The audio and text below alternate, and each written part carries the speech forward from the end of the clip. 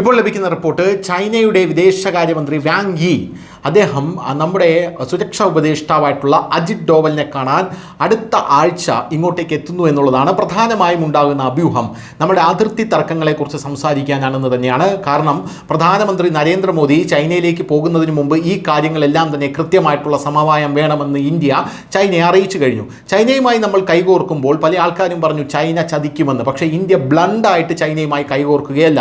കൃത്യമായി ഇന്ത്യക്ക് ഇന്ത്യയുടേതായിട്ടുള്ള സ്റ്റാൻഡുണ്ട്. വ്യാപാരം തുടങ്ങുകയാണെങ്കിൽ ഭീകരവാദം അവസാനിപ്പിക്കണം, രക്തവും വെള്ളവും ഒരുമിച്ചൊഴുകില്ല എന്ന ഇന്ത്യയുടെ നിലപാടിന് ഇപ്പോഴും ഒരു മാറ്റവും സംഭവിച്ചിട്ടില്ല എന്ന് തന്നെയാണ് അറിയാൻ സാധിക്കുന്നത്. എന്തായാലും അദ്ദേഹം അജിത് ഡോവലിനെ കാണാൻ ഇവിടെ എത്തുമ്പോൾ മറ്റൊരു പ്രധാനപ്പെട്ട ഒരു കാര്യം കൂടി സംഭവിക്കുന്നുണ്ട്. അതായത് ഇന്ത്യയുടെ ഫോറിൻ എക്സ്റ്റേണൽ അഫയേഴ്സ് മിനിസ്റ്റർ ആയിട്ടുള്ള എസ് ജയശങ്കർ റഷ്യയിലേക്ക് പോവുകയാണ്.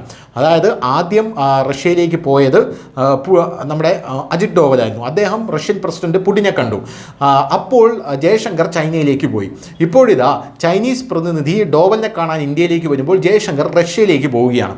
എന്തായാലും ജയശങ്കർ റഷ്യയിലേക്ക് റഷ്യൻ കൗണ്ടർ പാർട്ട് ലാവ്റോവിനെ കാണാനാണ് പോകുന്നത് എന്നുള്ളതാണ് മനസ്സിലാവുന്നത്. He will also call on Russia's president Putin in Moscow. അതായത് മോസ്കോയിൽ വെച്ച് പുടിനെ കാണുമെന്നുള്ള റിപ്പോർട്ടും വരുന്നു.